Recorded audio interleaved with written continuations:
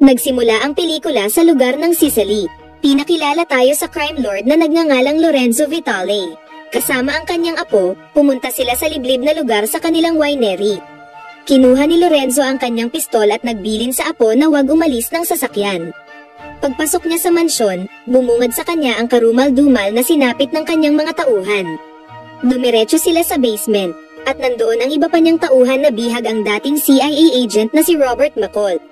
Tanong ni Lorenzo kung anong ginagawa niya dito, at tugon naman ni Robert na nandito siya upang bawiin ang mga ninakaw ni Lorenzo.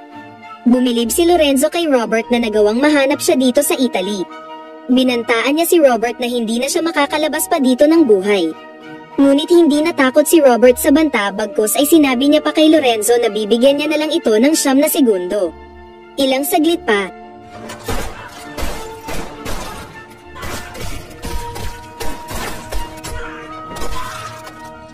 para mabawi ang ninakaw na pera, kinuha niya ang susi ng vault ng winery sa sinturon ni Lorenzo. Paglabas niya ng mansyon dala ang bag ng pera, nakita siya ng apo ni Lorenzo kaya sinabi niya sa bata na manatili lang sa sasakyan. Ngunit hindi niya lubos akalain na papuputukan siya ng apo ni Lorenzo. Nang hinarap niya ang bata, binitawan nito ang hawak na shotgun sabay tumakbo. Naisip niyang magpakamatay dahil sa natamong bala sa likod, ngunit hindi pa ito ang kanyang oras dahil wala na palang bala ang hawak na pistol. Kaya napagdesisyonan niya na lang sumakay ng bapor pabalik sa syudad. Habang nagmamaneho ng kanyang sasakyan, tumabi siya sa gilid sa kanawalan ng malay. Mabuti na lang natagpuan siya ng pulis na si Gio Benucci at dinala siya sa pinakamalapit na klinik sa bayan ng Altomonte. Sinimulan siyang operahan ng doktor na si Enzo Aricio at tinanggal nito ang bala na bumaon sa kanyang likuran. Nang magkaroon na siya ng malay, unang tanong sa kanya ni Enzo kung mabuti ba siya o masamang tao, ngunit tugon niya na hindi niya alam. Pero sa kabila nito, siniguro pa rin ng doktor ang kanyang kalagayan. Makalipas ang ilang araw, unti-unti nang nakaka-recover si Robert pero kailangan niyang gumamit ng tungkod sa paglakad. Habang nasa coffee shop, kinamusta siyang muli ni Gio kasama ang anak nitong si Gabi. Sinabi ng pulis na wala siyang dapat alalahanin dito sa lugar dahil mababait ang mga tao dito. Pagkatapos binalik ni Gio ang susi ng sasakyan niya at sinabing hindi niya tiningnan ang laman ng bag niya na nasa loob.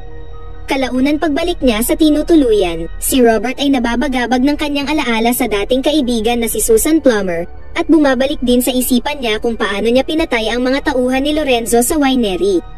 Maya-maya tinawagan ni Robert ang CIA agent na nagngangalang Emma Collins. Hindi siya nagpakilala sa agent. Pinaalam niya ang illegal na bentahan ng droga sa lugar ng Sicily na nagpapanggap na isang kumpanya ng winery. Gumugol pa si Robert ng ilang araw sa bayan upang mas makilala pa ang mga lokal na residente at negosyante doon. Napansin niya ang miyembro ng mga Italian mafia na tinatawag na Camorra, kung saan hinaharas at binabantaan ng mga ito ang ilang negosyante na hindi nagbibigay ng porsyento ng kanilang kita sa grupo ng Camorra. Isang araw habang naglalakad, narinig niya ang tindero ng isda na si Angelo, binubugbog ng isa sa miyembro ng Camorra na si Marco Quaranta. Bago umalis ang mga bandido, pinaalala ni Marco sa tindero na babalik sila sa susunod na linggo upang mangolekta muli ng pera. Samantala, sa tulong ng mga nakalap na impormasyon ng CIA, natuklasan ni Emma at ng mga kasamang agent na hindi lamang illegal na droga ang natagpuan nila kundi mayroon ding pera na nagkakahalaga ng 11 million euros.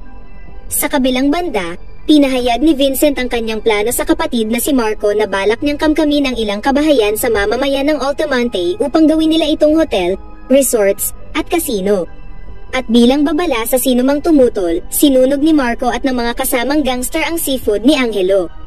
Wala nang nagawa ang ibang residente kundi panoorin ang nasusunog na gusali habang nagmamasid sa di kalayuan ang grupo ni Marco. Nang humupa ang sunog ay pinagtulungan nila ang paglilinis sa gusali. Samantala, sinuri ni Gio ang CCTV ng lugar kung saan nagmula ang sunog. Bago mangyari ang sunog ay nakita niya ang mga lalaki na nakasakay sa itim na van, kaya inalam niya kung sino ang may-ari ng van na nakuna ng CCTV. Sa paglipas pa ng panahon, naging parte na si Robert ng Altomonte at nagustuhan niya ang simpleng pamumuhay dito ng mga tao. Isang araw habang nagkakape siya, napansin niya ang katabing babae na kinukunan siya ng larawan. Ito pala ang CIA agent na si Emma na nagawang matunton ang kinaroroonan niya. Gustong alamin ni Emma kung paano nalaman ni Robert ang illegal na winery sa Sicily at kung bakit siya napadpad doon. Ngunit naging matipid si Robert sa kanyang mga sagot. Pag-alis ni Emma, nagulat si Robert nang banggitin nito ang apelyido niya. Nang susunduin na ni Gio ang anak na si Gabby sa eskwelahan, nakatanggap siya ng tawag sa di kilalang numero na sinasabing nakauwi na ang anak niya. Nang tanungin ang guro, sinabi nito na may isang opisyal ang sumundo sa kanyang anak. Agad nagmadali si Gio umuwi sa bahay at natagpuan niya doon ang grupo ni Marco na bihag na ang kanyang asawa at anak. Ginawa ito nila Marco dahil daw sa pag-iimbestiga niya sa nangyaring sunog. Binigyan siya ng leksyon ni Marco sa harap ng kanyang mag-ina.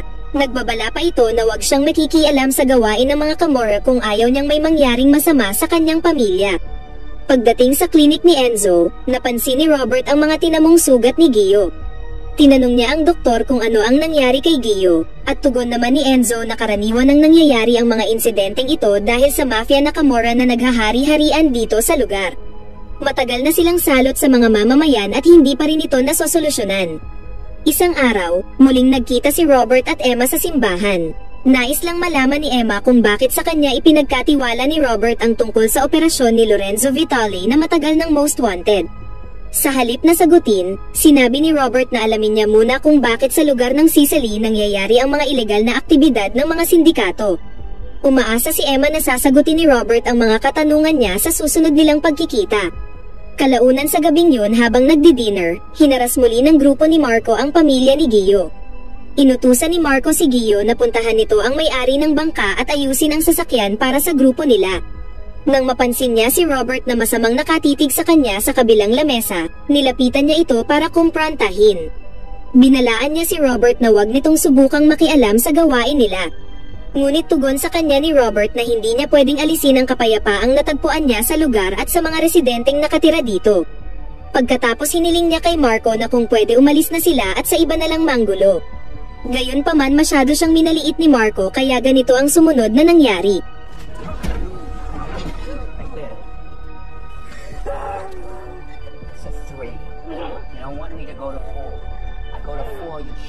Galit na galit si Marco at plano niyang balikan si Robert dahil sa pamamahiya nito sa kanya kanina. Subalit lingid sa kanilang kaalaman, plano na pala silang ubusin at patayin ni Robert.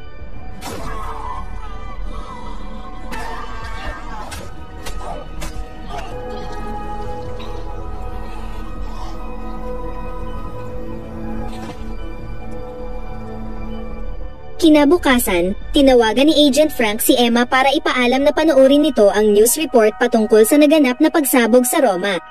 Paniwala ni Emma na kagagawa nito ng mga terorista, base sa nalaman niya mula kay Robert. Sinabi niya kay Frank na mangangalap pa siya ng karagdagang impormasyon ukol sa bagay na ito. Samantala, matapos makausap ng Chief of Police ang CIA agent na si Emma, binisita niya agad ang burol ni Marco. Ipinaalam niya sa kapatid ni Marco na si Vincent na nasa bansa nila ang CIA. Kaya iminungkahi ng Chief of Police kay Vincent na pansamantala muna nilang itigil ang kanilang ilegal na operasyon. Naniniwala siya na malalaman ng CIA na sangkot ang grupo nila sa ilegal na gawain. Sinabi naman ni Vincent na siya na ang bahala sa CIA agent na si Emma, at pagkatapos tinusok at pinutol ni Vincent ang kamay ng hepe. Inutos ni Vincent sa kanya na hanapin ang pumatay sa kanyang kapatid na si Marco. Lumipat ang eksena kay Emma, kung saan sinagot nito ang tawag ni Robert na sinasabing mag-iingat siya dahil ang teroristang Camorra ang nasa likod ng mga ilegal na aktibidad. Habang nakikipag-usap si Emma ay biglang sumabog ang mga sasakyan malapit sa kanya kaya napatilapon siya. Marami ang namatay at nasugatan sa nangyaring pagsabog. Mabuti na lang si Emma ay nadala pa sa ospital. Dumating si Frank at sinabi niya na hahanapin niya kung sino ang may kagagawan ng mga pagsabog. Kinagabihan, dinukot ni Vincent si Gio at pamilya niya at dinala sa sentro ng Alto Manti. Sinigaw ni Vincent sa lahat ng mga residente na ibunyag kung sino ang responsable sa pagpatay sa kanyang kapatid. Binaril niya sa tenga si Gio sabay nagbabala na tutuluyan niya ang pulis kung wala sa kanila ang magsasalita. Ilang saglit pa, nagambala si Robert sa paglitaw ni Vincent na sinasabing wag niyang idamay ang mga inosenteng tao at inamin niya na rin na siya ang pumatay kay Marco. Matapang na sinabi ni Vincent na hindi niya hahayaang maalis ang kapayapaang natagpuan niya dito sa bayan ng Alto Manti. Pagkatapos isinuko ni Robert ang sarili at tinanggap ang magiging konsekwensya. Sinabi ni Vincent na ito ang tamang pagkakataon upang ipakita sa lahat ng mamamayan ng Alto Manti na siya at ang grupong Camorra lang ang dapat na masunod dito sa bayan. Nang babarili na ni Vincent si Robert, nagpaputok ng warning shot si Enzo sabay itinutok ang shotgun sa tauhan ni Vincent. Kasunod nito ay nagkaisa ang lahat na kuna ng video ang ginagawang pananakot ng mafia. Nabahala si Vincent sa posibilidad na kumalat sa buong mundo ang mga masamang gawain nila. Bago umalis ay binantaan niya si Robert na babalikan niya siya, ngunit hindi naman nagpatinag si Robert sa banta at sinabing nandito lang siya para maghintay.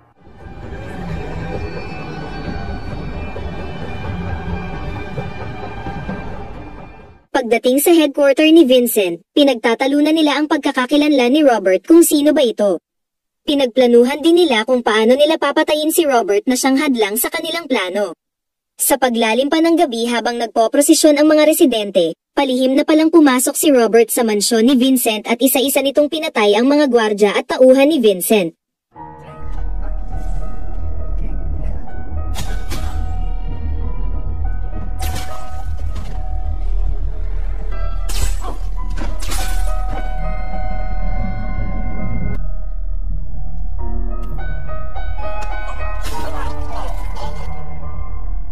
Mahimbing ang pagkakatulog ni Vincent at nagising na lang siya sa patak ng dugo mula sa itaas, hanggang sa nagulantang siya sa pagbagsak ng tauhan na nakatali at wala ng buhay.